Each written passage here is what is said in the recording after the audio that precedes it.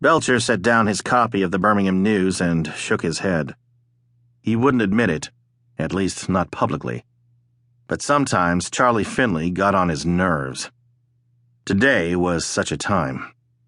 He'd just read an article that practically anointed Finley as the James Dean of baseball, the rebel who had the lords of the baseball establishment shaking in their wingtips. Finley was still taking on the Yankees, claiming the other American League owners were his lapdogs.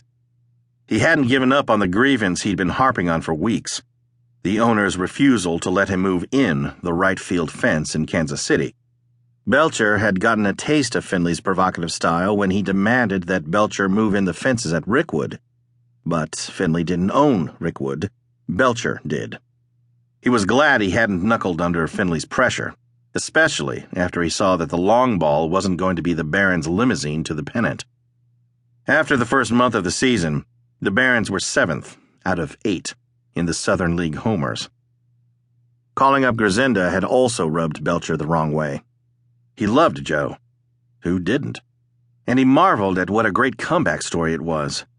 But the chances of Kansas City finishing anywhere but last place, with or without Joe, were lower than the Alabama congressional delegation voting for passage of the impending Civil Rights Bill.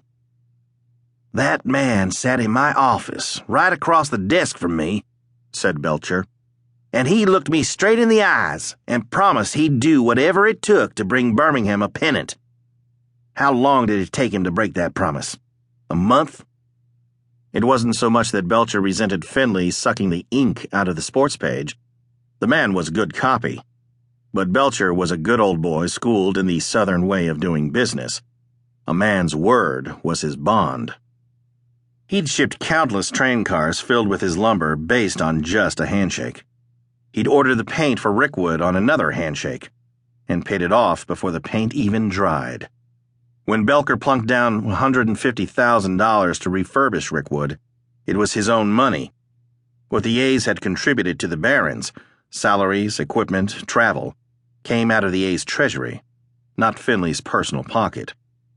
Not that Belcher didn't appreciate the fact that Finley had taken a risk to step up and be the Barons' parent club, but he wondered if he'd done it because he loved his hometown and wanted to contribute something positive to the community, or as just a vainglorious grab at the Birmingham spotlight.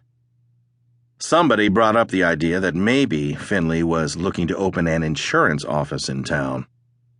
Yes, Finley had made a couple of trips to Birmingham prior to the opener to help promote the team, but instead of getting his picture on the front page for being the bat boy, writing a check to help with the paint bill would have given harder evidence of his love of Birmingham, at least from Belcher's perspective.